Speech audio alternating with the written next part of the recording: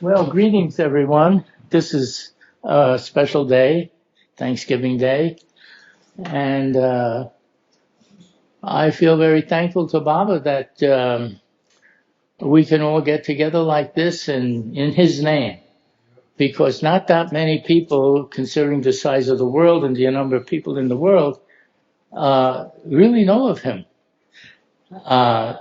I think more and more people are hearing about Meher Baba, but there's still, it's far cry from the 8 billion or more people that are living here in this world today that actually know of him. Even if there's a million or two, it's still just a drop in the bucket compared to all the people that will come to know as the generations proceed. Because when Baba had said that this Advent would be his greatest, well, the others weren't so small. They were not so the whole world here has known about Lord Krishna and Buddha and Jesus. They may not be followers of that particular faith, but at the same time, they're very much aware of it. And this is what will happen with Baba as well. What I really want to say, and I think that this is an important thing for everybody to understand, is what Baba revealed in this age that he didn't do before. There are certain things for us in our times that he has told us that he did not say for thousands of years from before, as Jesus, as Lord, as Ram, Buddha, all the different advents that there were.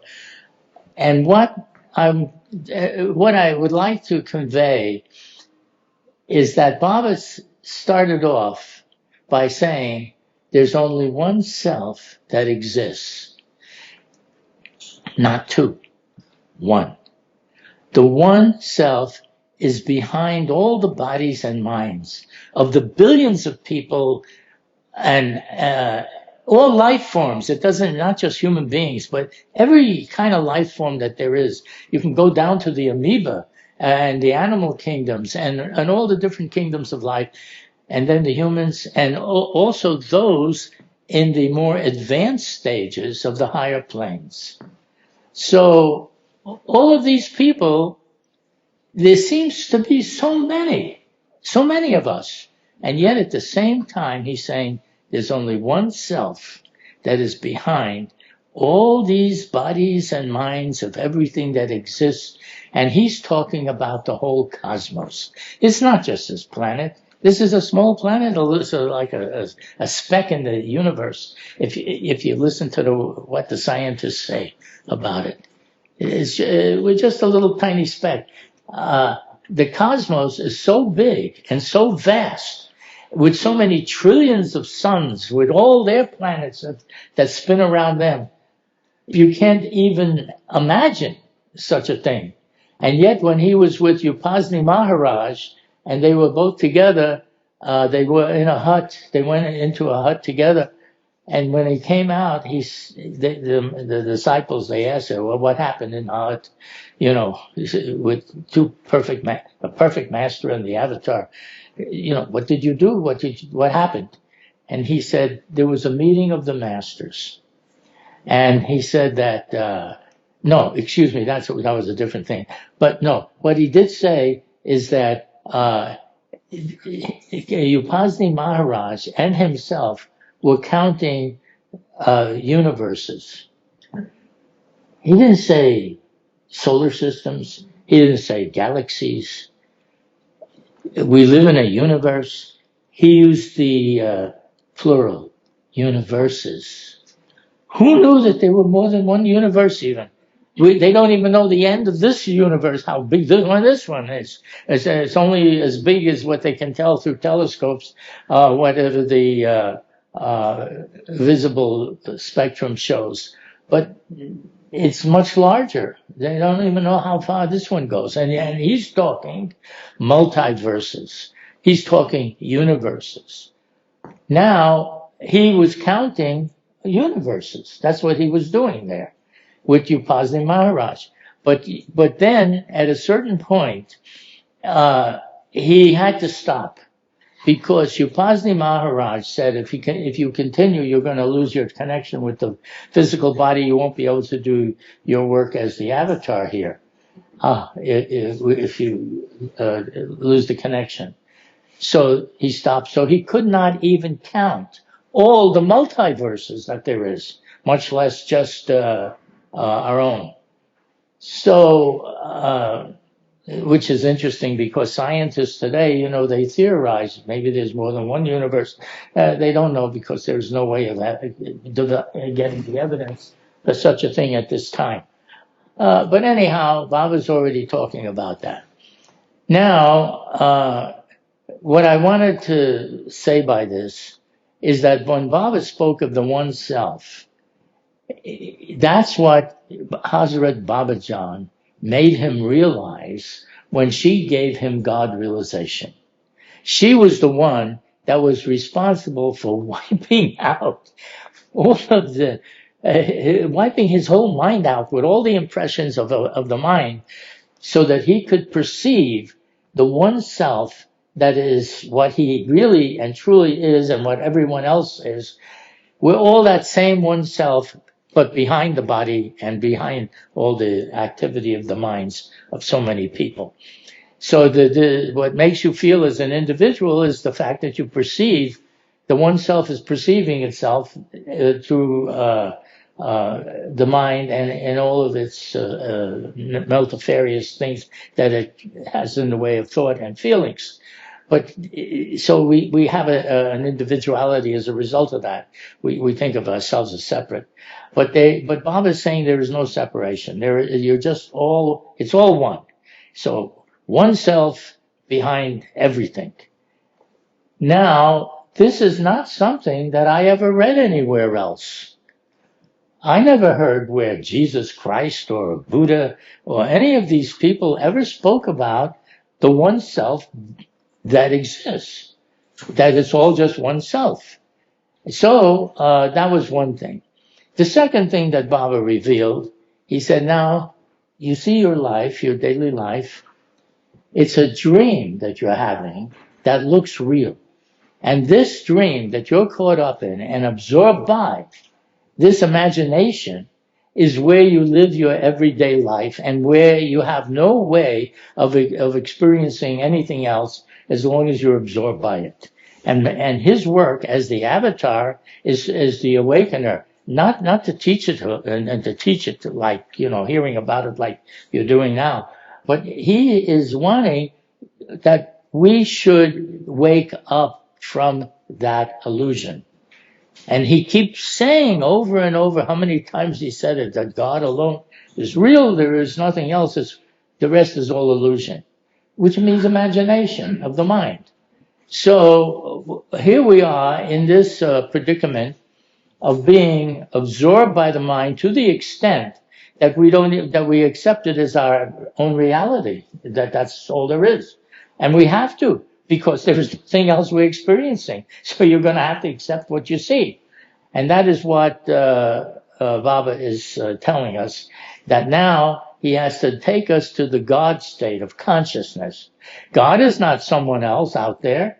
It's a God. God is a state of consciousness that you have to experience within your own self, because it's there. That's what's there. That's what you truly are. The God state is a state of consciousness that each person, every living thing, will ultimately have to experience, and that is truly the spiritual path, the path to realizing your true self, your complete self, your infinite self, not limited self, but infinite self, as Baba does. So when Baba put it this way, he said, I come down from the highest to your level in order to bring you up to my level. Very simple, said, beautifully said. I come down to your level to bring you up to my level. When you hear anything simpler than that? So then you say, Well, what's his level? His level is that he perceives himself in the God state of consciousness, which is everything everywhere. He sees himself as being everywhere and everything, not like us, where we see ourselves as separate from everything and everywhere. So there is a difference, you know. And then I came to realize this. You see, as I'm understanding it for the first time, I'm actually understanding this, what Baba is revealing in our time. And he says it so naturally and so off, you know, it's, well, this is just the way it is, you know, just like that. Very nicely said. And besides, he was a very nice man. He really knew how to talk to people. He loved everybody. He says, what's better than that? You hear that I love you? You're going to like that. Right away you'll like it. You see, there's nothing not to like. And that is how he reaches out to each one through the universal language of love itself. There isn't anybody, however cruel and bad they may even be, or however good of a saint that they ever become, that they don't like love. Everybody likes it. The one thing that everybody likes. You can ask anybody that is the most worst gangster, what do you think about love? Oh, yeah, that's okay. That part's okay.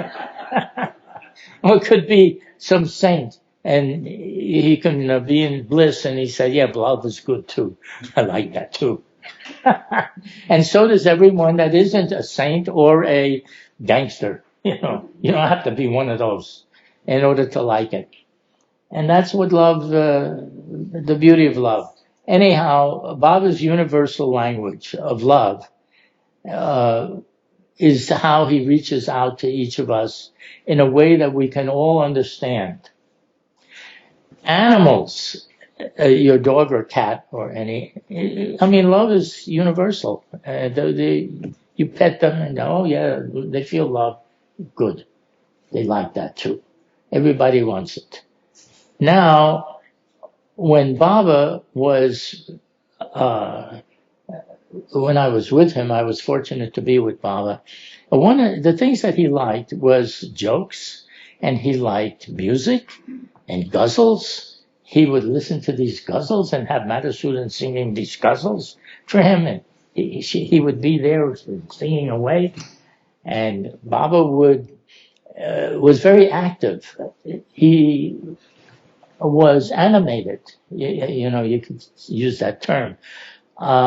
He would be, when he would be singing the words, which were love songs to God, essentially, these guzzles, Baba would also be just using his hands. And see, Baba was silent, so he wasn't speaking, but he would use his hands, and he would, with the music, and he would encourage the singer to weep his heart out, you know, to sing his heart out. And he was all part of it, you know, he made himself a part of it. And he wasn't doing anything supernatural for us to see that he's in the God state and he's all powerful and all knowing. You see, this is part of what the God state is, by the way, in case you ever get there. You're going to be all powerful and all knowing, and you're going to have infinite bliss. You don't understand what bliss is, but Baba did give a discourse once on bliss. He says, you have no idea what it is because you don't experience it. It's very simple. You don't experience something, how are you going to know? But whatever we experience, from that we can have a basis of knowledge or knowing. So he can talk about things that you experience. But he did speak a lot about bliss, that he experiences the bliss. And the bliss is such that it is the essence of your own existence. You exist as bliss. When you experience yourself for what you really are, your infinite self, you experience unlimited bliss. If you can understand that, you're better than me. You can understand it. But that is what it is. And that's the way Baba put it. And he was very clear about the fact that we don't experience that, but that's coming. That experience has to come because the God state is in each of us. It's not somewhere else. It's in each of us. He said, God is in you. You have to find it there. You can't go somewhere else and find it. There's not going to be any else. There's no else's.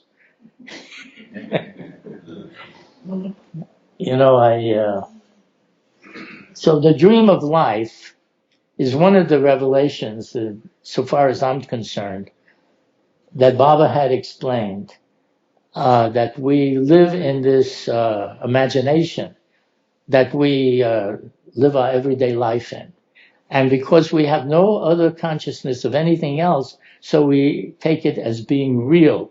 And also, as a human being, you have arrived at the point of full consciousness, which means that you see every detail of the imagination of the dream. So if you're thinking that this here, that we're all sitting together and this is like the dream that he speaks of, why does it look so real?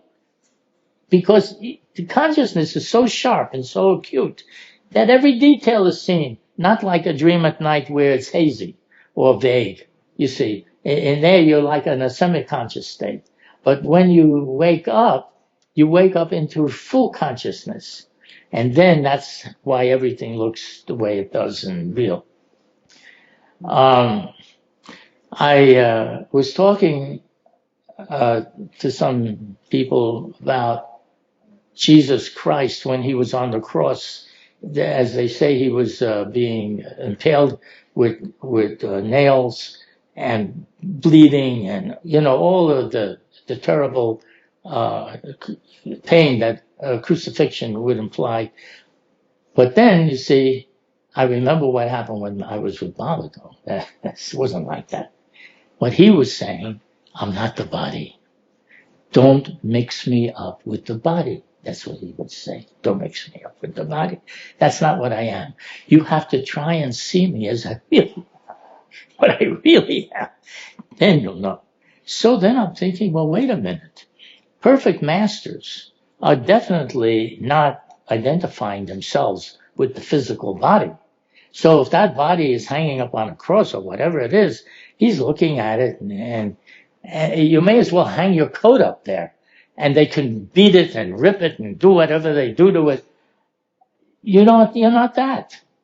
But you see, we're body bound. We're very much attached to the identity of ourselves as being body because that's all we experience. However, from his point of view, from his consciousness, that's not the way he sees it. So he doesn't retaliate when anything happens to the body. He doesn't identify with that he's the body. He uses the body as a medium for us so that we can communicate with him and associate with him, because that's all we see. We can only do what we see. So he comes like that, he takes on a physical body for that purpose, just so that we can communicate with him, because you can't communicate with him in his infinite formless state. The formless state, we're not conscious to experience that. So we have to experience it the way he comes in a way that we can. And that's the grace of God. You see, to be someone in the God state that can communicate with us, he has to use the means by which we understand things. Well, anyhow, I just pointed that out because I was always under the impression that how much he suffers. Baba would say his sufferings are infinite. And if anybody were to suffer like him, they would drop dead instantly. They wouldn't be able to do that. It is infinite suffering. Infinite. Who knows what even infinite is? It's so much. You can't even imagine. There's so much suffering. And yet, he seems to do it okay. There's no problem there. And how can there be no problem in such a thing like this? And it all comes back down to infinite bliss. Because he told that to one woman who was asking, Baba, I want to take on some of your suffering because I don't like to see you suffer so much. Give me some of it. And Baba said, no, you can't have that. You would drop dead instantly. No, you can't do that. But he said, don't forget something though. I experience infinite bliss. And with infinite bliss, whatever the massive amount of suffering that he's talking about, it's like a speck to him because he's infinite. You see, infinite means no limit. There's no end to it. Not like what we experience, everything has a beginning and an end. No, in this here, there's no end to it. No, it's infinite. And that is one of the reasons why there can't be two gods. Because there's no room for a second God if you're infinite. Where are you going to put him? I finally came to that conclusion on my own. Well,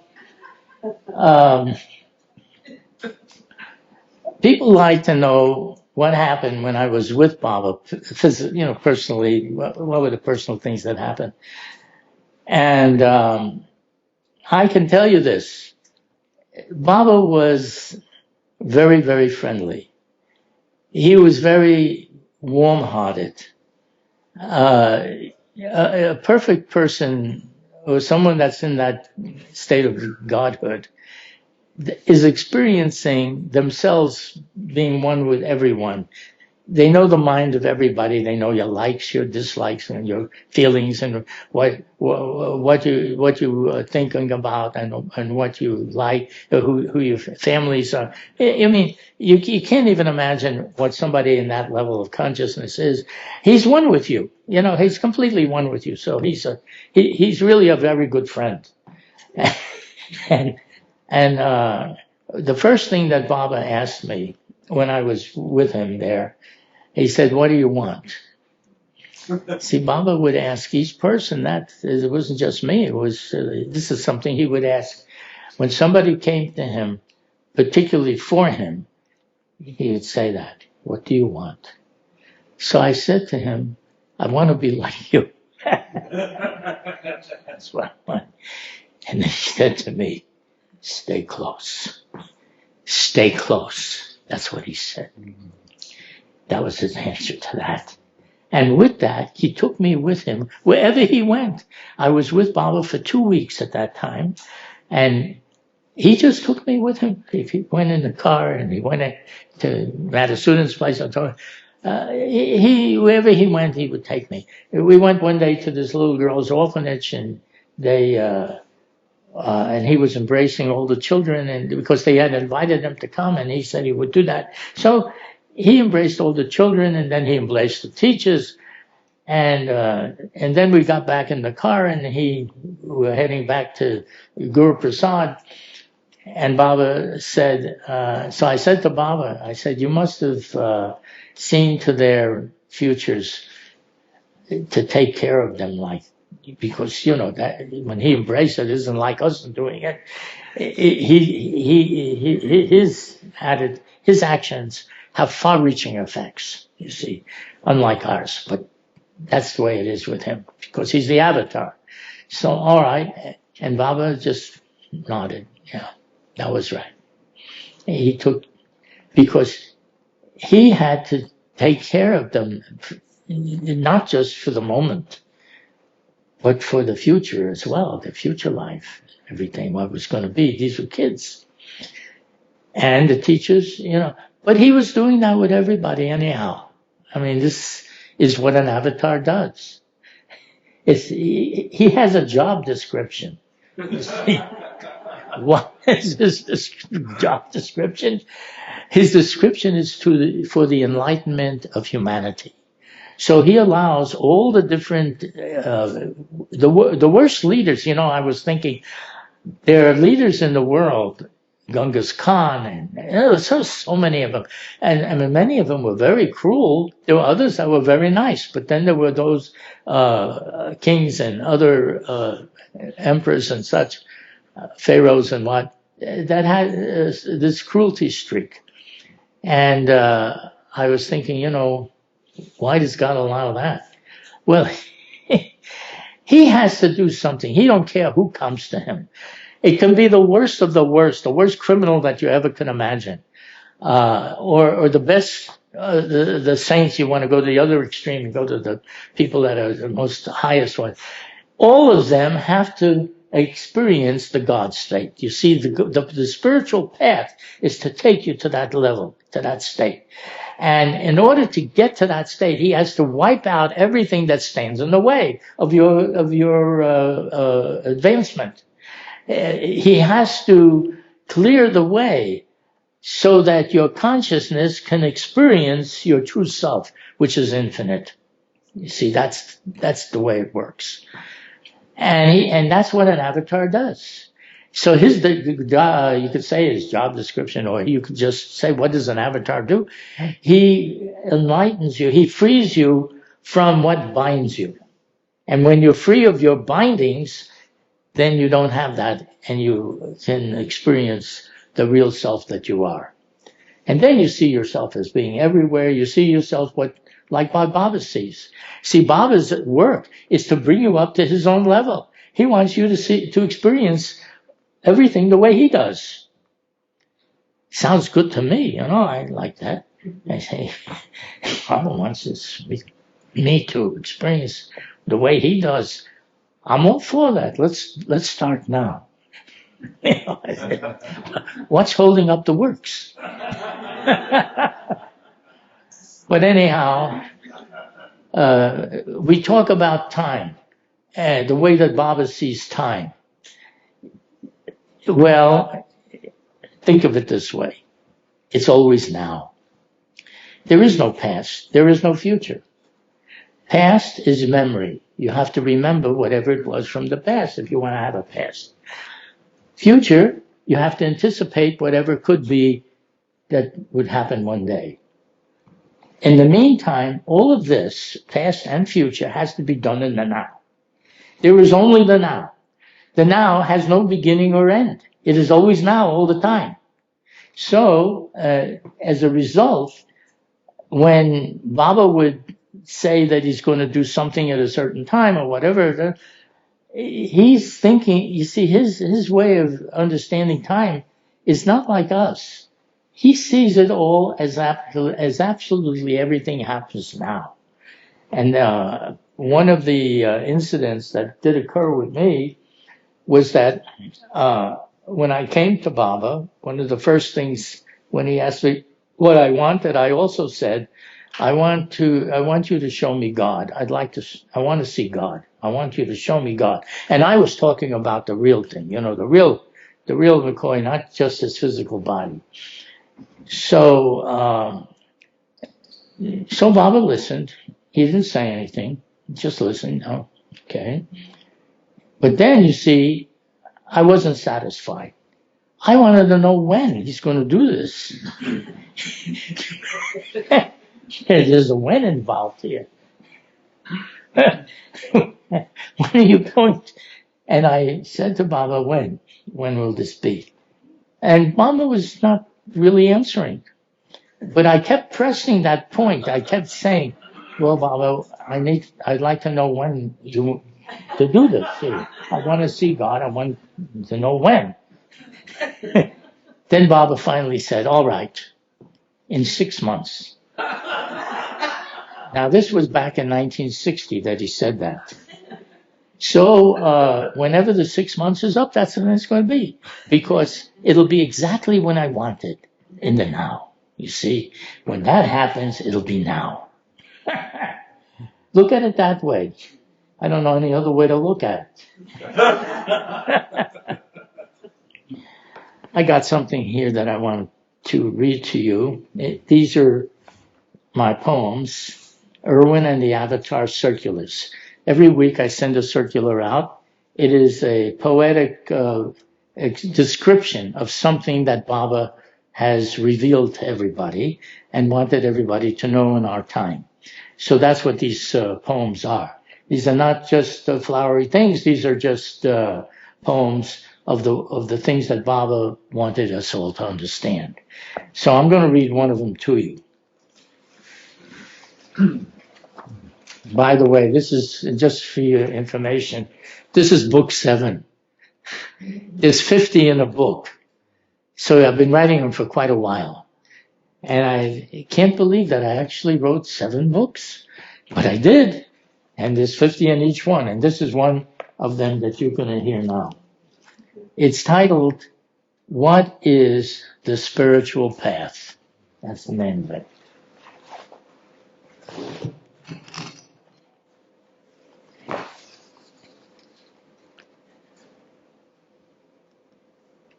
All right. Oh, there it is. Now, it is a path.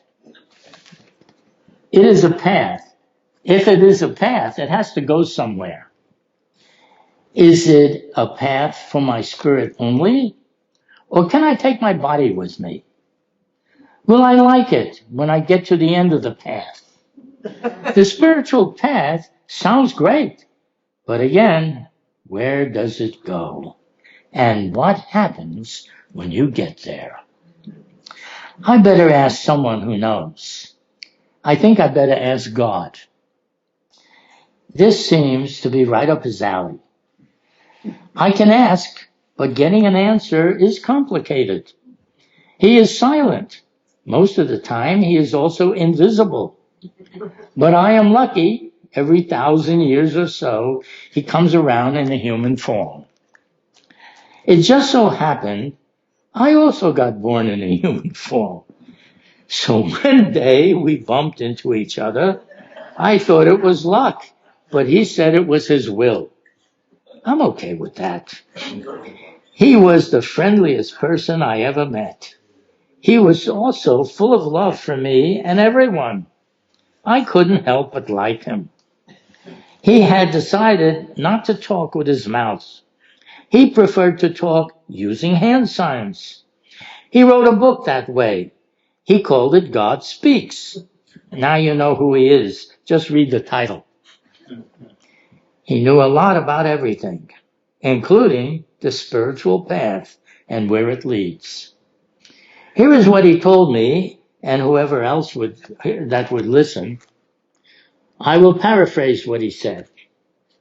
The spiritual path is a journey in consciousness from one higher plane to the next. The experiences you get as you progress from one higher plane to the next one is often so fantastic and beautiful that a person often gets caught up in the extraordinary abilities, powers, and feeling of the universal oneness that they never experienced before in the gross body made of matter on the earth plane. The joys and celestial music and grand visions are so overwhelming, one feels at home and never wants to leave such love and happiness. The brightness, colors, and landscapes in just the first 2 planes offer an intoxication for the heart and mind that absorbs the person. He now has a body of energy, more real than the physical earthly body he may still inhabit. And this is just the beginning of the spiritual path through the higher planes his consciousness is taking him through. If he continues on this path, he will develop such powers beyond what anyone in the physical world can even imagine. Arriving at the source of energy itself, he finds he can create entire worlds breathing with all kinds of life, animate and human. It is not unusual for someone at this level to think he has become God. He can satisfy his every wish instantly. All energy is at his command. He can do anything with energy. This energy is not nuclear or electricity. It is the life force energy. He can even raise the dead, so powerful is he. Each time he advances on the path of the spirit, the love, bliss, and joys he experiences becomes greater. Becomes greater and greater. It is easy for him to mistakenly believe he has become God at this point. By this time, the soul's consciousness has expanded greatly from what it was in his earthly career, in his earlier earthly career. However, at this point, there is a danger that if this power he holds in his hands gets abused by him, he can take a fall from his lofty consciousness back to the beginning of the earliest stages of his evolution, which is the stone form. However, if he proceeds, he enters the mental world and is safe from any such fall. Now he continues to proceed into the mental worlds through the use of his mental body. He can now create the thoughts for masses of people in a worldwide scale. Inspire others with dreams and abilities of all kinds. Whatever thoughts of science, happiness, generosity, or livelihoods a worldly person is connected with, he can inspire in any direction. Meditation and all thinking he is master of. Nothing happens that he does not have control of. It is said at this point, he is the friend of God. He is close to the source. Finally, with the help of those in the higher mental planes, he can move on to the sight of God himself. This sight is within himself. He is seeing more clearly than anyone with physical eyes. He is now viewing his true self as God. But he does not feel he has become that. He sees like a man viewing a frozen lake that reflects the stars. He sees God and craves to become one with what he sees. There is a great gulf between what he sees and being that. He too can influence the feelings or the heart quality of millions.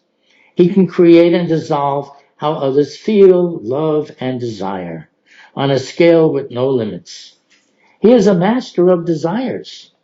At the same time, he longs for union with God, the everything that he sees within himself. Then there are the perfect masters and the avatar. They are in the God state of consciousness that is also latent in every living being. The goal of the spiritual path is to experience what you are in your fullness.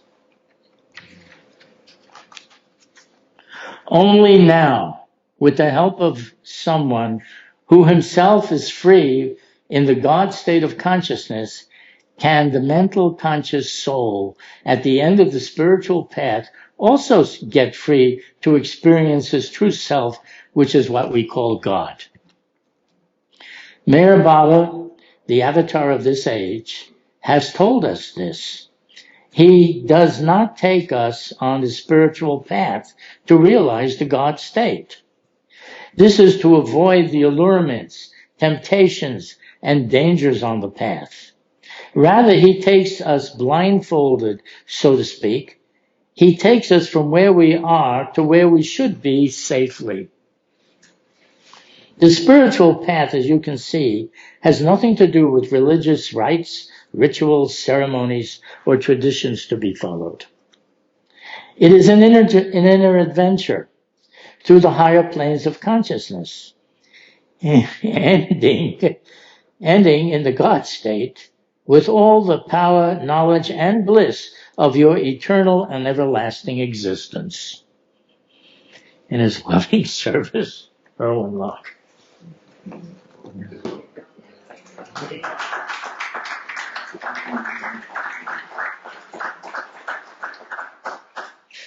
If anyone has any questions, feel free. This is a very informal meeting. Since I said it, it must be informal. Say more about your first meeting with Baba. Well, I wanted very badly to see Baba before I had actually met him. And I had no money to make the trip to go there. So the thoughts came to me, and I guess a lot of you can identify with this, but the thoughts at the time came to me that what if he suddenly isn't there anymore? You know, he dies or something, whatever happens, you know, and I don't get to miss him again. And this is interesting. I kept thinking again, like it happened before. See, how can it be happening again? So anyhow, these were the thoughts that were going on. One day, a letter comes from Mani, Baba's sister Mani. She would be the one to send the circulars to the West. They were whatever Baba was doing. Huh? Family letters. The family letters. That's what they were called. And whatever Baba was doing about his silence, about, well, just anything, where he was going, when he planned to travel or what. But this time, in the family letter, it was saying that soon Baba would be entering seclusion, during which time he would not be receiving any visitors or any communication. Except in an emergency, you could send a telegram.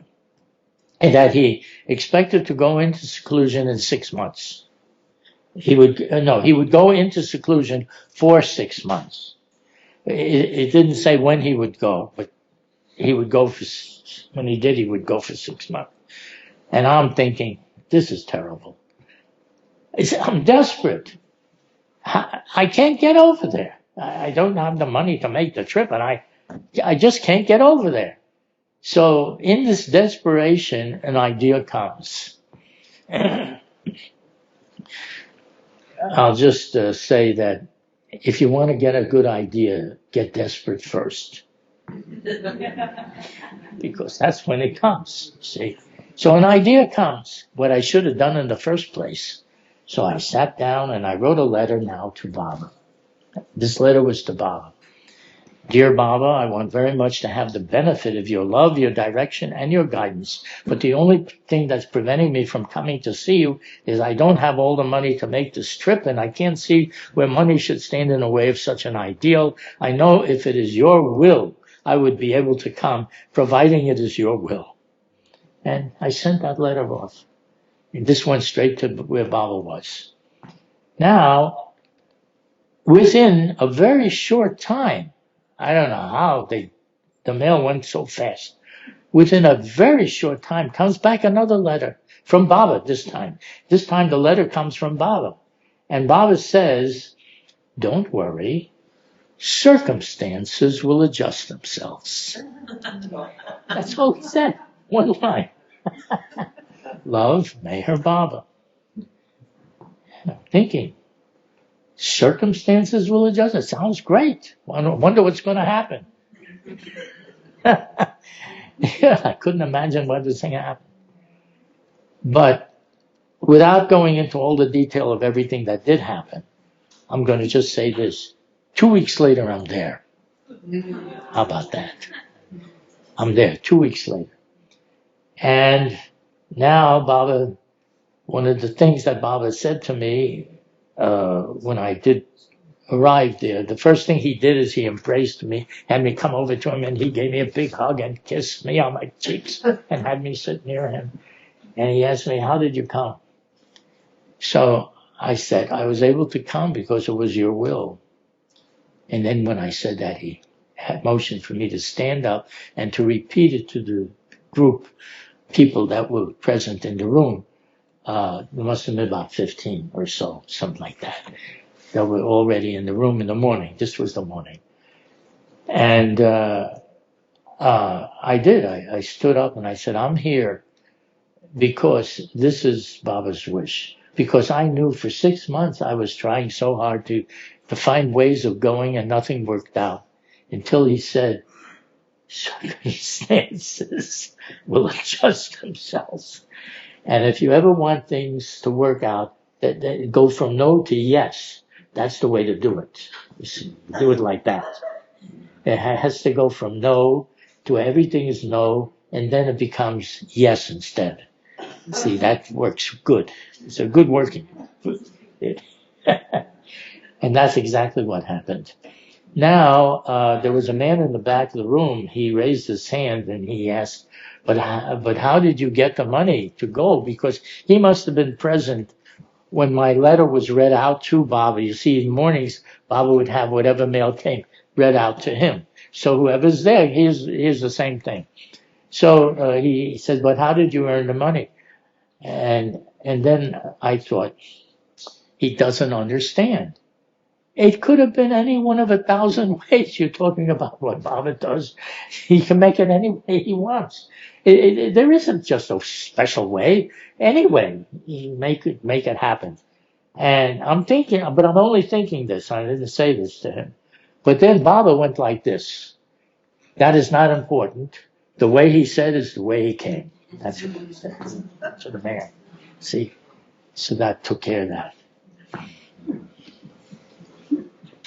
Irwin, you mentioned that when you asked Baba, I want to see you, real self, or I want to become you, like you, and Baba said, stay close to me. Then, Yeah, Baba wanted me to be physically close to him because I was there with him physically. See, so when he said, stay close, but he was making sure that I was close because he would have, wherever he went, he would have me come along with him too. See, during that 2 weeks that I was with him. And one incident particularly demonstrated that because when this was a day that we were taking a walk and Baba was walking along, and there was about 100 people behind him also walking along behind Baba. A lot of people like to be with Baba, so they were all there. And Baba would walk, and then I was also next to Baba as we were walking along. But then, because everybody would like to be close to Baba, so there were some people that, I don't know, some got in between me and where Baba was. So the person got in between to be closer to Baba. And Baba just stopped. And everybody stopped. I mean, when he stopped, everybody, all 100 people stopped behind him. And he just reached over and he pulled me over to him so that I would be next to him now. He wanted me close. He was going to be close. And that is what happened. And then we proceeded to go, continued to go. Again, the same thing happened. I sort of drifted to the side and somebody else came in close to Baba and Baba stopped. He pulled me over again. And this went on for 3 times. 3 times it was like that until we got to Guru Prasad where we were walking towards. Another time was when we left Madhusudan's home. And we went to the car to return back. This was on the way back now, to return back. And Baba got into the car on one side, and this other man also got between me and Baba, and he sat now next to Baba, and I went around the other side, and so this man was between me and Baba. So there was someone between us. You know what Baba did?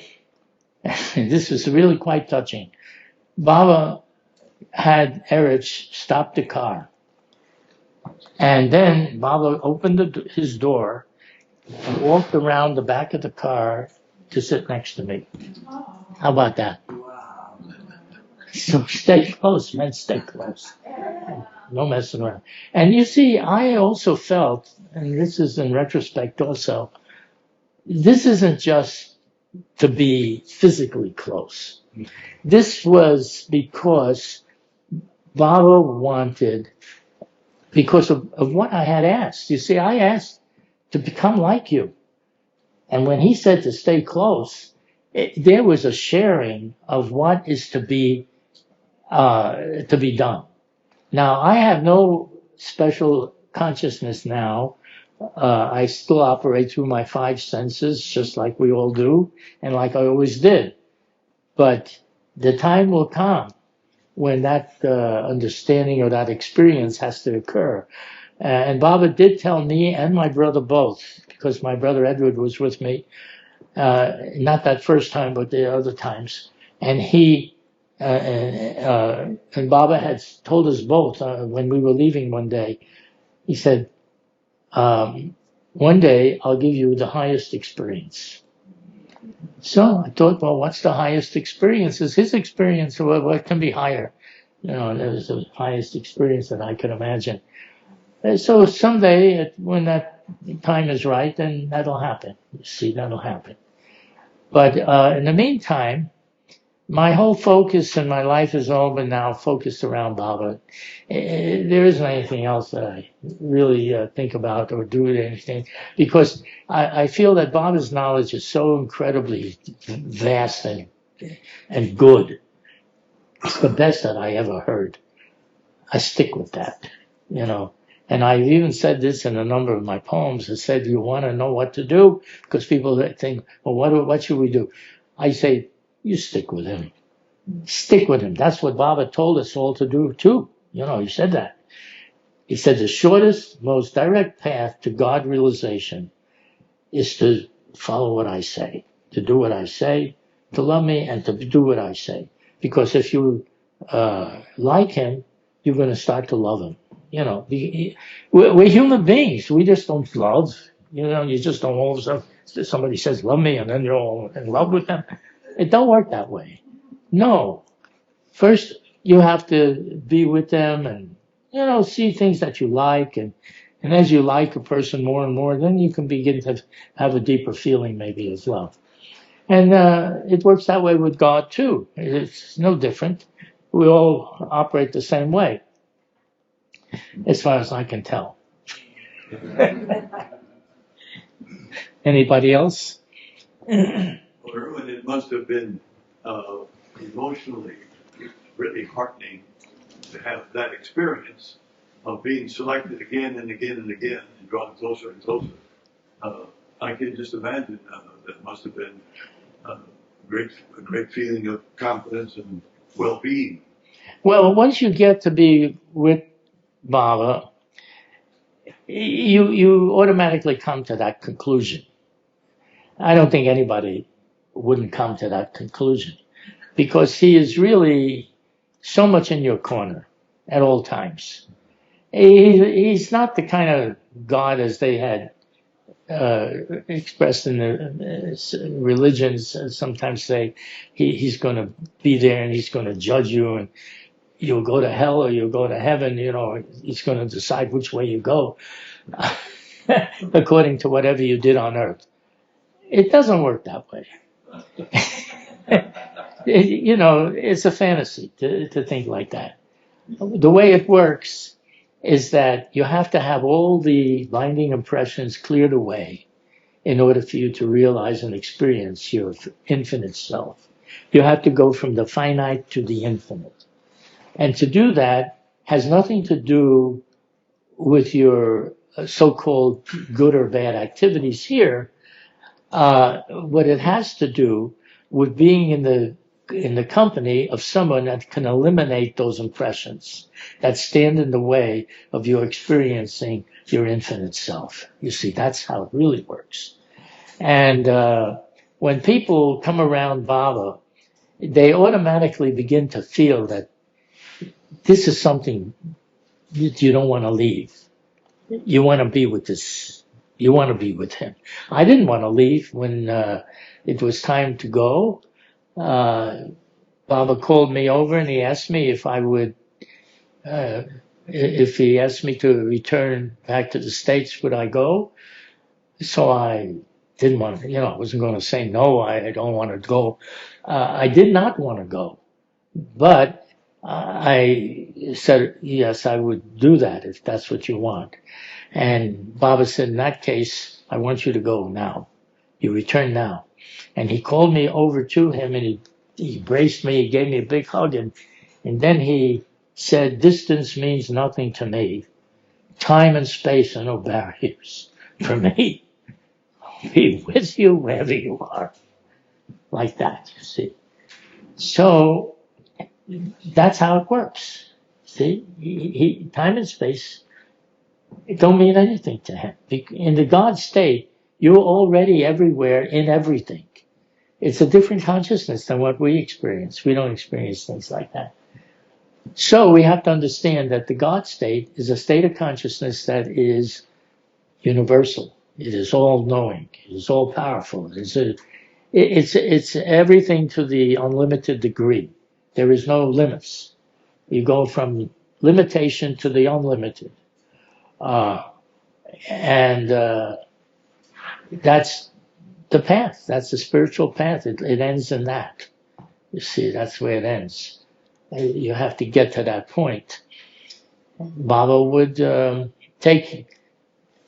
listen, one of the things I read when I first heard about Baba through this book, Listen Humanity, that Don Stevens had written, he said in that book, he was quoting Baba, even if the worst scoundrel stood before me and I had the wish, I could make him realize God in less time than the flash of a second. He said like that. So when you're thinking that someone can actually do this, this is not just saying what the goal is. It's a teacher would say, well, this is the path that Buddha said, or this one said, or that one. Well, Baba said, no, this is someone saying it who can do it. You see, when he said in that book about being able to realize the worst scoundrel in less time than the flash of a second to experience the God state, then you know right away, this is who you want to be with. Whatever he's going to do, let him do it. That's the way it works. And why don't he do this instantly for anybody? There is also that reason. Because he compared it to a pot. That is, you want to clean a pot. There's two ways you can do it. You can either throw it into the fire and just simply scorch it, and it'll burn off every particle of that there is in it that has to be cleaned out. But then he said the pot is useless. You can't use it for anything. You burn it off that way. But if you scrub it gradually, little by little, then you can make it useful and you can actually use it for something. And so that's how it is with people and the God state of realization. When he works on you gradually, then he makes you useful so that you can enlighten others. You have to become a liberator. You go from being a scoundrel to a liberator. You see, so that's the way it works.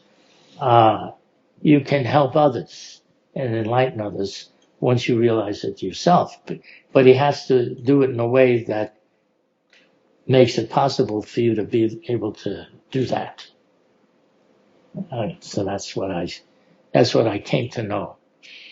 Baba is really great. He explains so many things, What? You might say. Well, when you first went to see Baba, were you going to stay for 2 weeks? When you first went to see him, how long were you going to stay? He said that I should, there was a letter that came. You see, before I sent that letter about my desperation and all like that, I had tried contacting Baba earlier, which I did, and he said I could come for 1 hour only. And that wherever he was, who to get in touch with. They would take me to him, and then I would return after 1 hour with his instruction. That was initially the way it went. So now, when I actually was there, Baba did ask me. He said, "How long were you to be here?" So I said, "Baba, you said I could come for 1 hour." And he said, "What time is it?" He would go like this. This is what time is it? And they said it was the time, and it was like 2 or 3 hours already had gone by, you see. So then Baba said, "How can that be? It's already 2 or 3 hours. How is that possible?" And he explains to somebody, how can that be? I don't know, Baba. Somebody else. I don't know. Each one he pointed to, nobody knew. So it was very humorous, actually, for the way he was doing this. So then he said, he said to me, "You come here every morning at 7:30. Meherji will pick you up from your hotel, and you come and be with me until lunch, and he'll bring you back. You'll have your lunch and come back again until I dismiss everyone." And then the first day he told Meherji that he was to take me to a different place each day. But the first day he wanted me to go to the tomb of Hazrat Babajan, the Samadhi, which was in Pune and was above the ground. So that was the first place that I was taken after Baba was finished with everybody, you see, like that. And each day he took me somewhere else. That was what happened. So now I was there indefinitely. There was nothing said in the beginning. This is for 2 weeks. No, this was only what turned out to be at the end. But he wanted me every morning at 7:00. I thought, this is great. I don't have to leave now. I could stay. I'm going to stay like that. Now, after I did leave, and I'll just add this one point, which is pretty good. It turns out that this was in 1960, was the first time that I went to see Baba. In 1969, Baba dropped his body, so 10 years had gone by. During that 10 years, I received so many correspondence and letters. Every day, every few days, a letter would come from Baba. And even when he was in seclusion, he wanted me to be able to, he wanted me to write everything that I was doing. I had to write everything I had to do, and then he would respond and tell me about that, what to do. And this went on for 10 years. In the course of that time, there was, in 1960, was the first time I went there, but then we went again in 1961, and this time I went with my brother Edward, and then again in 1962 when he held the East-West gathering. We were there. Like that. So that was... He spent 10 years writing back and forth every few days? Yeah, usually there was a couple of letters, 2 or 3 letters might come during the week from Baba, but we had to write to him. You see, we had to tell him every little thing that we were doing. Whatever work there was, whatever, anything and everything had to be told. And I would write these very poetic types of letters. They were really like love letters. But there was also all the elements that Baba had asked us to tell him about in it. And Baba liked it very much, and he was very happy. One time we were asked to send, I think Dr. Goer was getting food, things for Baba from the West. And Adele Walken, some of you may know her, she was the one that was sending things there. But we told Adele, this is my brother Edward and I told Adele that if there's anything that has to go to Baba that you can't find it or whatever, you can't locate it, just let us know. We'll see what we can do to get it. So there was one time, there was this chocolates there was a special kind of dietetic chocolate that Baba wanted. And it was a certain brand. And that brand was not commonly sold everywhere at all. And I had to find out from distributors and this one and that one. Finally, I located it. And there was a place that they told me was selling it. So we got that. And this was dietetic chocolate of a certain type. And so that was sent to Baba, and we would send it whenever asked. Now, one day, I get a cable. Comes from Baba, now a cable. It says, "You're sweetening my mouth now with chocolates.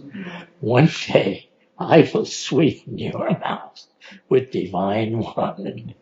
That's what he says. "You're sweetening my mouth now with chocolates.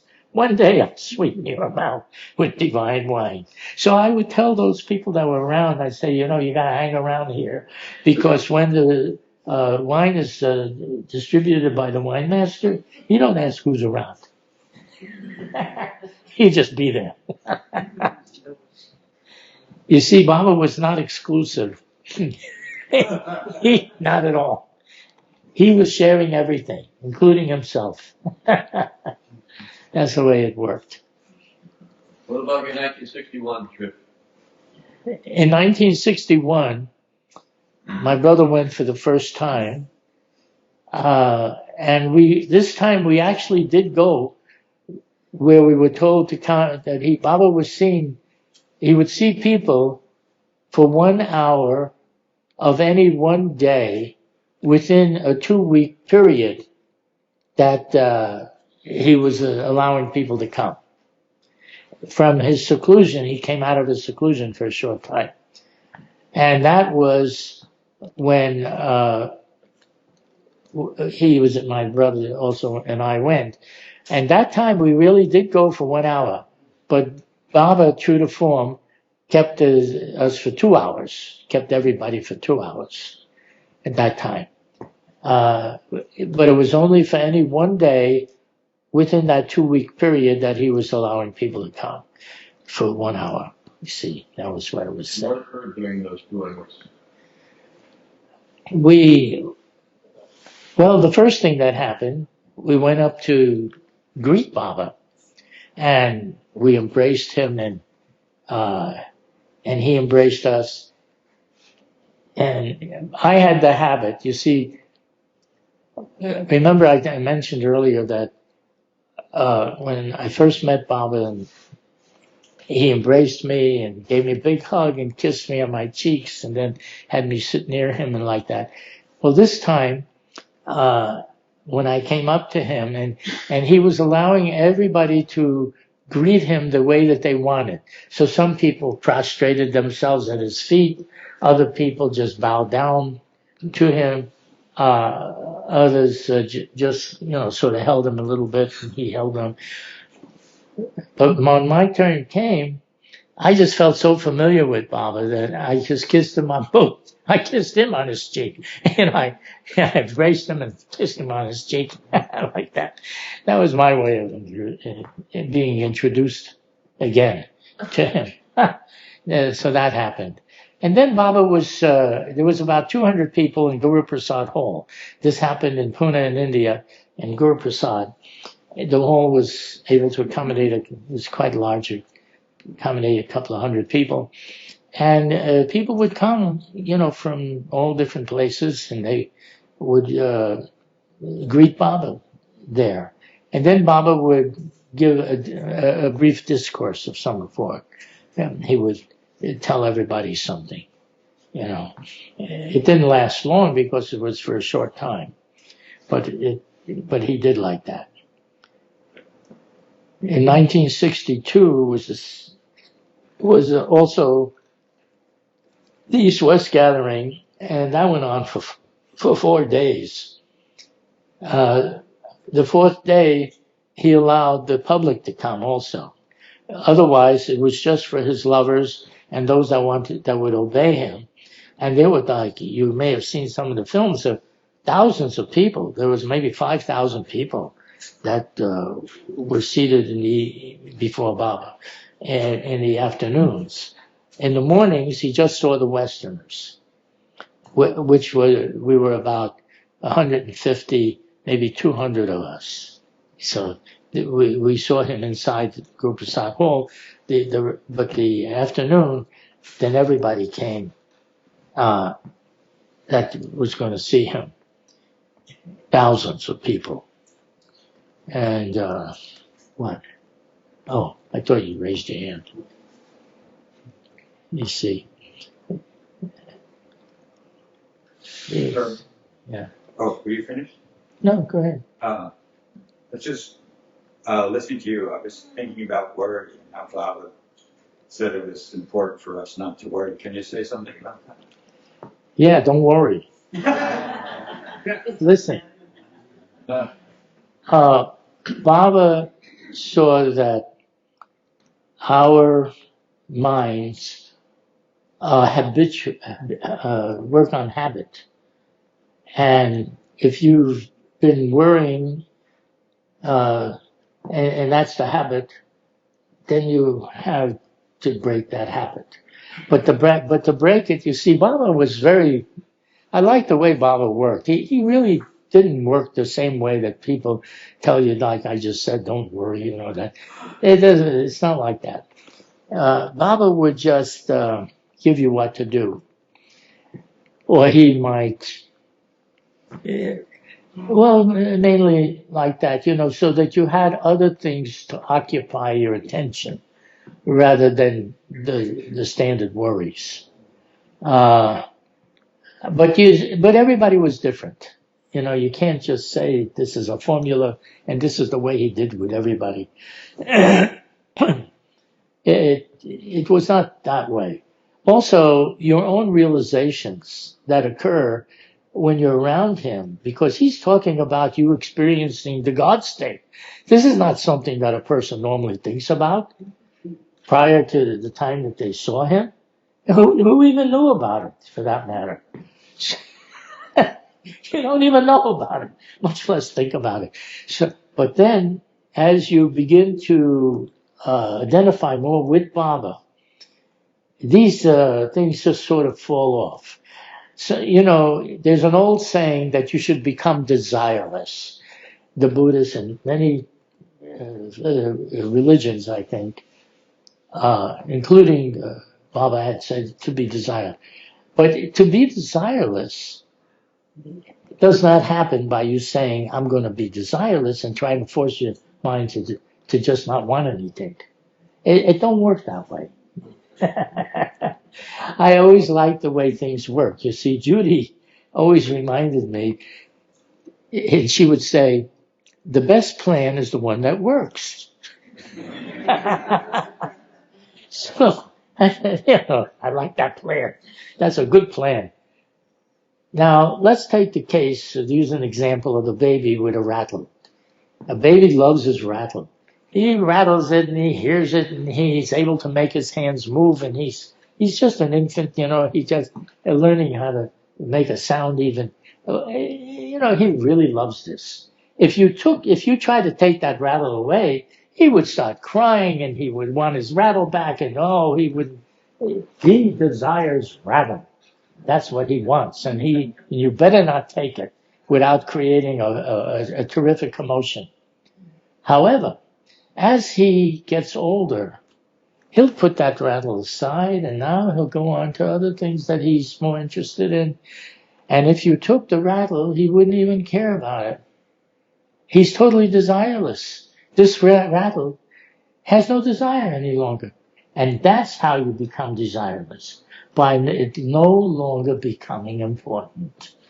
You see, it has to lose its importance for you to be desireless. You can't force yourself and say, I'm just not going to want this anymore. That don't work. No, you have to just not care about it anymore.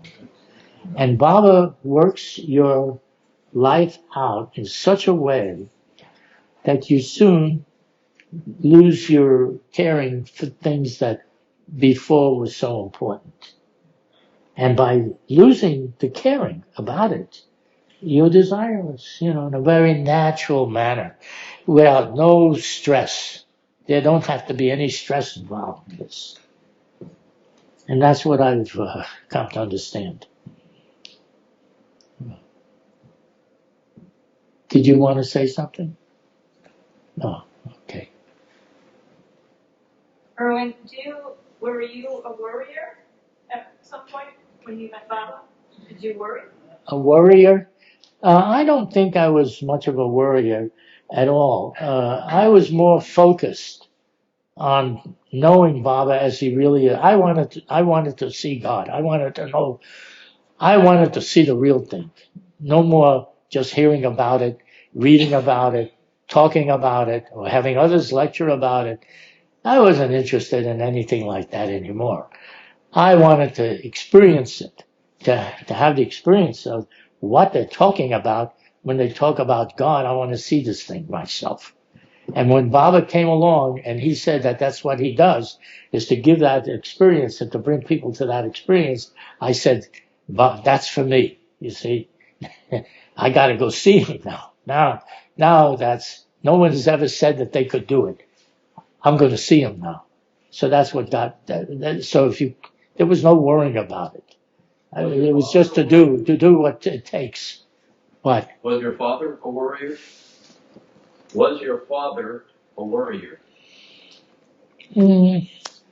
I wouldn't say he was a worrier.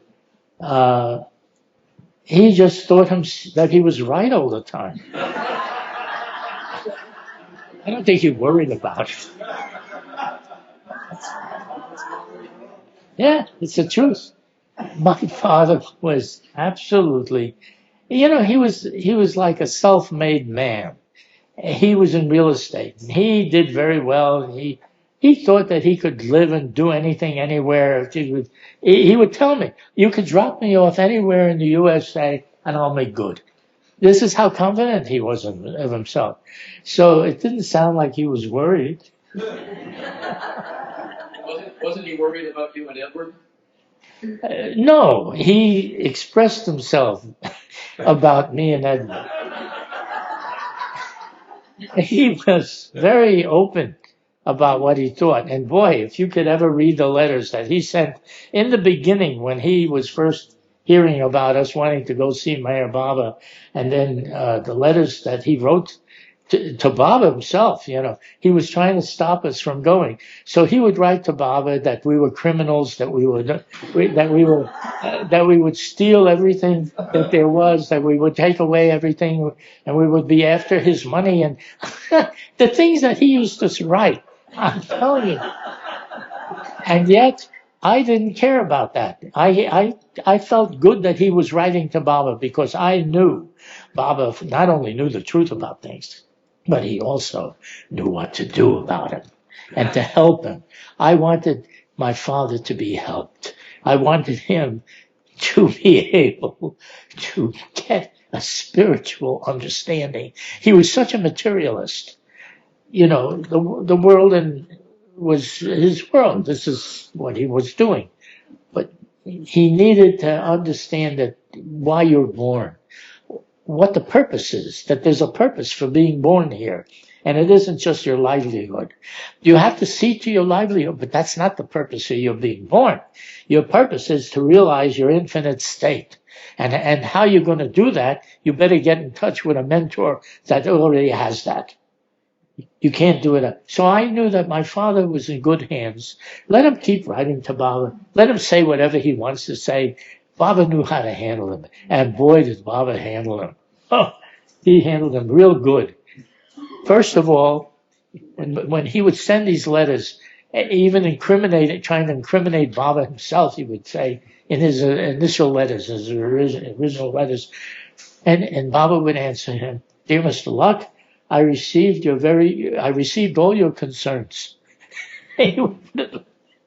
Like that. And Baba and I'm very happy that you expressed yourself the way you do. You have a heart of gold, and your family is very important, and Baba likes family harmony. Because my father was also under the impression that Baba was going to take our love to himself, and it wouldn't be any more to the family anymore. See, that was one of his hardcore original impressions. But now Baba's saying this here. He wants that Irwin and Edward should, when they return back from seeing him, they should help him in his business and help him in his family. He's saying all the things that my father wanted. And soon my father was thinking, you know, this Baba, he isn't so bad after all. See how Baba just, and then gradually he began to feel that Baba was his friend. And he said it, and he wrote a fantastic poem about that, about Baba being his friend, eternally his friend. Wow. And by the time he died, because then he was 94 when he passed away, but before he died, I asked him, I said, well, what do you think of Baba now? Do you think that he is divine and, you know, that he's God or whatever? And he said, now I am one of you. That was the way he put it. Now I am one of you. You took him to the samadhi too. Can you believe going from the extreme attitude that he had to start with and then turning into, now I'm one of you. What are you talking about? You know, that's how it is. But you see, because of his intense worldly mindedness, put it that way, because it was so intense, I once inwardly asked Baba if he could do something for my dad so that he could have an understanding of things, because he's so hard to get through about that. And the next thing I know, my father's telling me, he says, something happened. He points out, something happened. I can't, he says, but I can't tell you because you'll never believe it. So I said, you don't want to tell me what happened? He says, no, I'm not going to tell you what happened because you won't believe it. And this goes on and on. I'm talking to him and he's telling me, but I'm telling you, I'm a realist. And when I said it happened because I'm a realist. I know what happened. So I said, well, Dad, you know, that sounds really interesting. Why don't you tell me about it? And he says, no, I can't tell you because you won't believe it. It just goes on and on for some time. So finally I say to him, listen, Dad, I've heard many stories that are fantastic people have had. And they tell it to me, so I have no reason not to believe it. If they say it happened, it happened. Otherwise, why would they say it? So you can tell me whatever it is that you want to tell me. So he says, all right. And then he tells me, and boy, it was really something. Baba knew just what to do. All of a sudden, he says, I'm sitting in my chair at home, and I'm reading the newspaper. I've come back from the office, and I'm reading the newspaper, and I feel that there's a presence in the room. So I put the paper down, but there's Meher Baba standing right there with two disciples on either side of him. And he motioned for them to sit down. And he said, Baba tells me, he says, where I am now, I can speak, so don't be surprised that you hear me speak. And he said, I'll visit you 3 times, but the 3rd time will be the last. And then he went on to tell him other things too, a lot of other things, which I don't recall everything now. And my father, who is a great talker, he talks, everybody listens. They have to listen because he don't stop. But now he's quiet. And he listens to everything that Bob is telling. And then, as time went by, he told me each time what had happened that Baba told him. And I remember that one of the times he had decided that he was not going to help my brother getting married with the expenses of getting married. My brother was going to get married, And my father had originally said that he would pay for the wedding and, you know, whatever it's going to be. But then there was an argument that he had with him. And he decided that now he's not going to do nothing. See, told my brother this. Okay, so now Baba is there. And Baba just tells him, go with your original plan. Do what you were planning to do in the beginning. It'll be good that way. So he did what Baba said. He even told me, he said if the rabbi were to tell him what to do, he wouldn't do it. But because Baba said it, he would do it. He said like that. So his whole demeanor about Meher Baba. But you see, this was such an incredible thing that happened, to see Baba physically appear to him. It was undeniable. He couldn't deny it. It was something that happened. And he was a realist. This is really happening here. So that's why he thought nobody could believe it. Because if anybody told him a story like this, he'd never believe it. So now, but this is now happening to him. So between this here and everything, he gradually began to accept Baba. He would even, if Baba didn't write to him 1 week, he would wonder, why didn't Baba write? He would say, Baba should write. So there it is. Baba took quite an interest in our family, but you see, Baba was like that. He did this. We're not the only family. I'm sure it was with others as well, too. How he had all the time to do so much, you know, but he did. But You took him to Baba Samadhi, too. huh? You took your father to Baba Samadhi as well. Oh, yeah. Took him there. He was always complaining. What? You want to go to the India again and give the airlines all that money for the trip? This is the way he would put it. He says, what do you think is going to happen? You're going to go and you'll come back. There it is. So, nothing like that. Why spend your time? You could just be here. So on this particular time, Edward and I were planning to go. So I said, and now Baba had since dropped his body. So I said to him, look, Dad, you complained to me that you never met Meher Baba. See, he even wanted to meet him. But Baba kept him at the distance. Anyhow, you complained to me that you never met Meher Baba.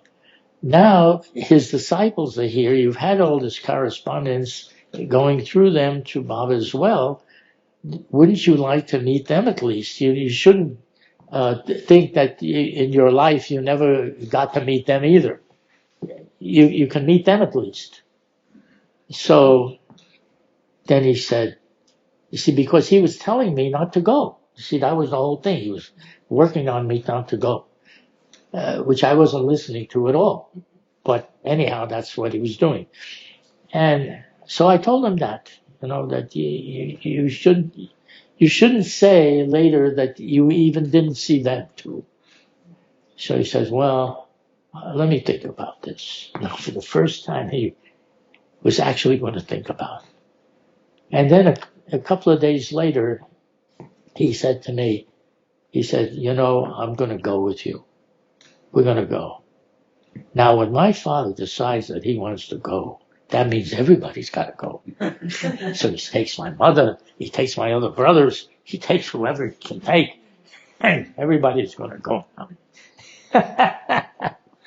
And that's what happened. Now on the way to the Samadhi, we're in India now, we've flown to India, and we're in India, and on the way to the Samadhi, he says to me, what should I do when I get there? So I said, well, the thing that people generally do, they come into the Samadhi where Baba's body is, and Baba had said that whoever comes here, the power is in where his body is, and that you get free from a lot of your bindings, which is the advantage of visiting the samadhi. For anybody, that's for anybody. And that's what Baba said. So, they oftentimes they'll bow down at the samadhi, and then they feel that Baba takes away whatever bindings that he wants to relieve you of. So he says, oh, well, thank you, son, for telling me that. And he goes, so now we go into the samadhi, and he bows down. Morris Luck bows down and Baba's feet in the samadhi. You never thought you'd see this picture. You see, this is a picture. Picture it. He just, not only, Edward and I not only went, but now he's there too. You see, the very thing that he was so opposed to, now he's doing it. Well, that wasn't the end of it. So now we come out of the samadhi, and guess what? There's this tremendous clap of thunder in the sky. What a clap of thunder. And it starts to rain only on top of the samadhi. Because from the samadhi, it's up on a hill. You can see all the way around. There's no rain. Everything is parched. There's no rain. Only on top of the samadhi is it raining. And Nanakar, who was the attendant at the samadhi at that time, comes over to me and he says, now you've done your duty. I felt like Baba was talking, but I never thought of it as a duty. I just thought that this could be a good thing for him. And so this is how he was able to get to. Now, there is one other little incident which occurred, and this was after my father also had passed away. I was going down the hill from the samadhi. This was on a different trip, of course, but I was going down the hill, and all of a sudden I hear this voice. This really happened. Like he said, I'm a realist also. I hear this voice, hello, Irwin. And when I hear that, it is the exact inflection of the way my dad spoke. It was his voice 100%. I mean, there was no doubt about it. The rasping sound, the way that he enunciated, just it was like that. So it caught me so off guard, by surprise, that I said, "Oh, hello, Dad." Then I remembered, wait a minute, he's not, he's dead, he's not around. Because what I said was actually, "Hello, Dad, how are you?" And then I realized that, wait a minute, how did I hear this or whatever? So I thought that was the end of it. There was nothing else said. There was no other voice and nothing else happening. But then the next day, I remember this, what happened was all of a sudden my mind came to like a stillness. It was a real stillness, like it never happens for me that way.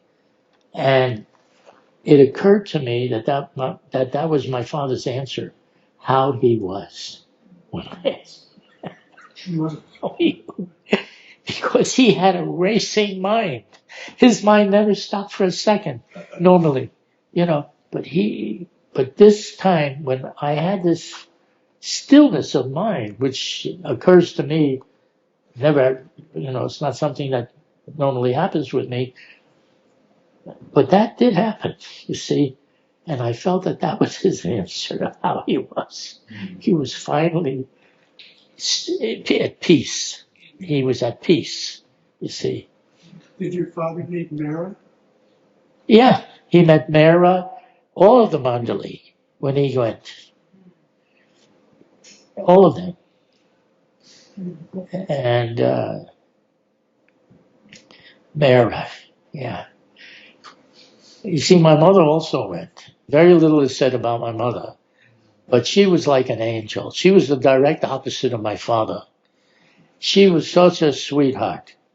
What a loving person she was. I must say, of all people. And when she met Mehra, you know what Mehra said? She said she's a saint in the house with us. But the loving nature that she had was really something. At first I thought, well, maybe she's a saint just because she could live with my father. But then she was doing other things that really was unusual, and made me think that there's more to her than just the fact that she's a good person or a nice person, sweetheart, sweet person. Yeah. How What? old were you in 1960 when you met Baba? Well, when I first met Baba, I was 23. This is the picture when I was with him. You see this picture.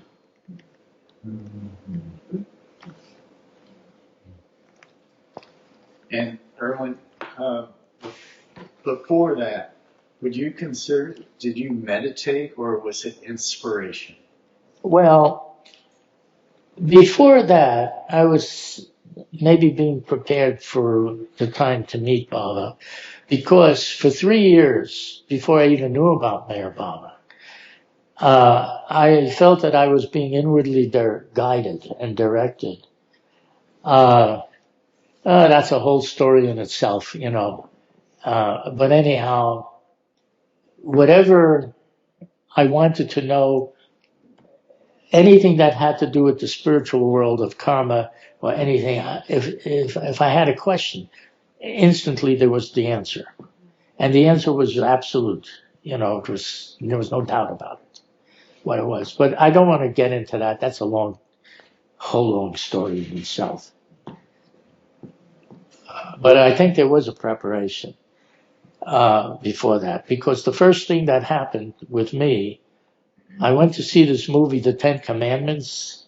I must have been about 18 at the time. 19, 20, no, maybe 19. Could be 19. Anyhow, after that, I came out and I wondered, the part I liked about it is that Moses was able to communicate with God, which to me was astounding. You can communicate with God? What do you mean you communicate with him?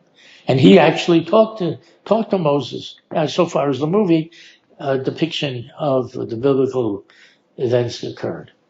So I said, now that's something that I would like to do, even if there could be some form of communication. So I decided that the best way for me to do this was to talk to God, just to plain talk to him, just like I talk to anybody else. And I said, if you can show me that you exist and that whatever it is that you thought I should do, then I want to know this. And that's how it started, you see. And then from that point on, the first thing that happened, right away it happened, to read what the founders of the different religions, the main religions had to say, which included, Hinduism, Krishna, Buddha, Jesus. I started with the 5 books of Moses of my own religion with Judaism.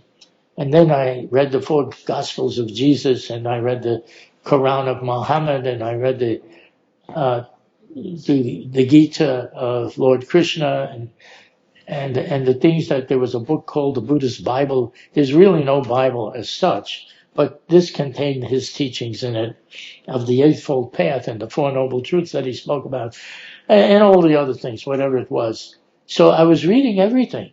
And in the course of all that reading, I realized that they're all saying very similar things of how to behave in the world. For one thing, if you want good results, you have to do good results yourself, because it comes back to you whatever you do.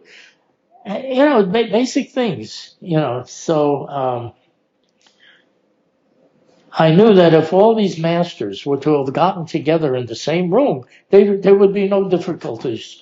there would be no fights like their followers do. The followers like to fight. But they wouldn't have a fight because they were all expressing basically don't hurt or harm anybody. So that was it. You can say the whole thing in one sentence. Don't hurt or harm anybody. And now I do want to say this now. Now I have something to say. As if I didn't have enough to say. I've been saying so much. I don't know when to stop. But what I want to say is this. People have, and Baba lovers have, to know what to do when things go wrong, when there's difficulties, and because you can't just talk to Baba right now. You can't just be there to where he's physically present to write to him or anything. So what do? So the one thing to do is what he said to do, because Baba covered this very well. He said, repeat my name.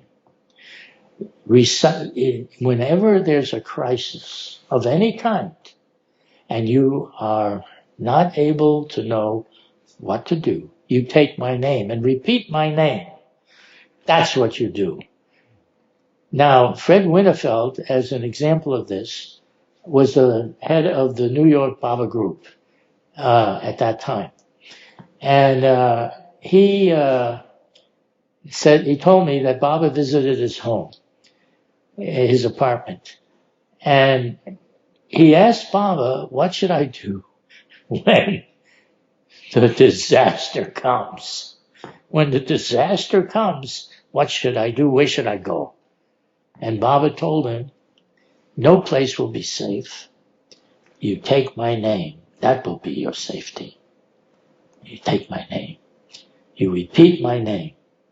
Now, Judy and I have had a lot of experience with that, where we could have both been dead a number of times. And when I would say Baba's name, everything happened to the physical structures around us. It's crashing and such. But we were fine. Nothing happened to us. And one incident, I'll tell you, occurred with me in the car when I was come into the center. This was some years ago. And there was a police car that was barreling along, chasing another car. You see, he wanted to chase the car. And he's barreling along real fast, and as I'm turning in, he's coming at the same time and smashes directly into my car. But I happened to see him on the side of my eye at the time that there was a car coming at me. And I started to say, Meher Baba, Meher Baba, Meher Baba, just like that, just calling Baba's name. And he slammed into my car. It was a Buick, and the whole back of the Buick, the back seat and everything got crushed all in, and the passenger side of the car also got crushed and smashed in. And I'm sitting in the driver's seat. Fine. Nothing happened. Zero happened. A woman comes over after the accident or the smash up. She comes over to my window and she says, I can't believe that you're still alive. I thought you'd be killed in this.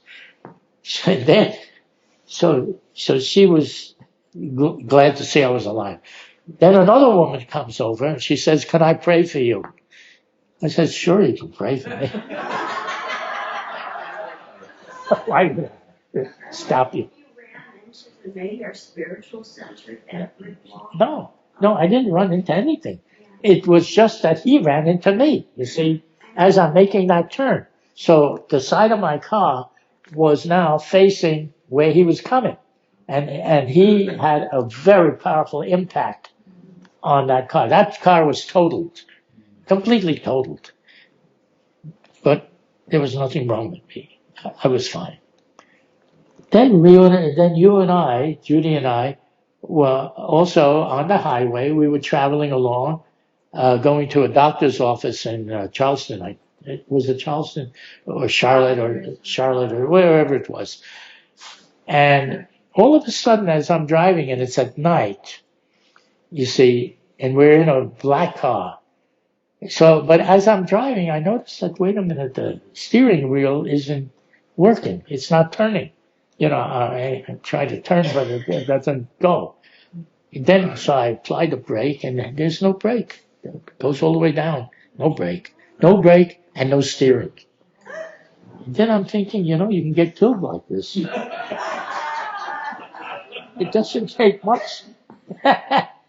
All of a sudden, the car that we're in, and Judy was sitting in the passenger seat, the car that we're in swerves into the barricade of the road, which separates the oncoming lane from the lane that we're on. So we're going this way, and then there's an oncoming lane, and there's a barricade in between, and it smashes right through the whole thing. That alone is, but then when we saw that what was about to happen, we both started to shout Baba's name, calling Baba. See, when you say Meher Baba, it's a call. That's what happens when you call someone's name. When you say someone's name, you're calling them. You see, that's the call. So we say Baba's name, and we smash through the barricade, and the car makes like a U-turn into the oncoming lane of traffic and comes to a dead stop, and the car is a black car, and now there's no lights. The lights are gone out, and it's night. And we looked, and we see that the car has been pretty much smashed by going through that barricade and what happened. But we're fine, you know, we're okay. But that's not the end of it. Now we're looking, and we see this car is in the distance racing in the lane, because it was an oncoming lane. So he's racing along, heading straight towards us. So I'm thinking, you know, if we didn't get killed from this, then the other thing can kill us. It's a double header here. Actually, this is happening, so we say Baba's name to both of us. And we're saying Baba's name, and this car is coming straight at us and probably couldn't see us because our headlights were off, and so was the car black, you know, and it was night. And what happened was, as he's approaching and he's about to come in and smack into us, it was like all of a sudden he just swerved and went around on the grass side, and oops.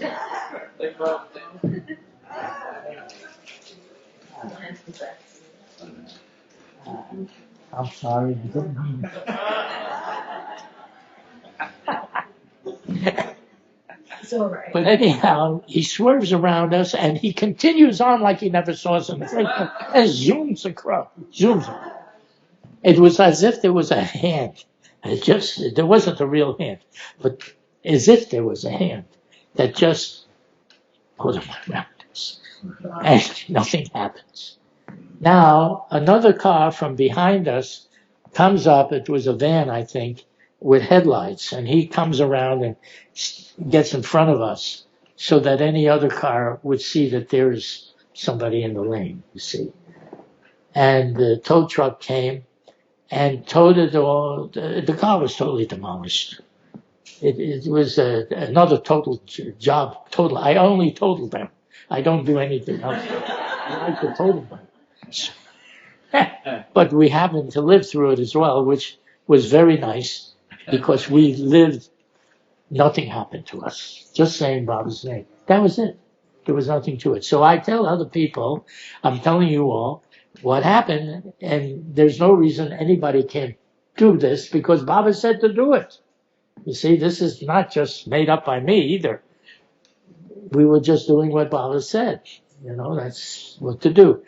But it works for any crisis. You don't have to be on death's doorstep. One last thing I'm going to tell you about that, and that has to do with Upasni Maharaj. Because Upasni Maharaj was known, it was said that he is the finder of lost things. I don't know if you ever heard that, but that's right. So whenever we would lose something that we couldn't find, a ring or whatever it was that was misplaced or something that we couldn't find anymore, we would call upon Upasni. We would say, Upasni, please help us find this thing. Because he was known to be the finder of lost things. I don't know where we heard this. Where did we ever hear this? Someone told you. Somebody said it. Huh? Probably Parker. She knew the whole phrase to say. Yeah, well, and then we would find, you see, all of a sudden it would show up someplace. And where would it show up? In a place you looked 100 times. Many times it was just like that. I said, I looked here before. I didn't see it. Now it's there. Well, that's the way it worked. I think we're finished for tonight.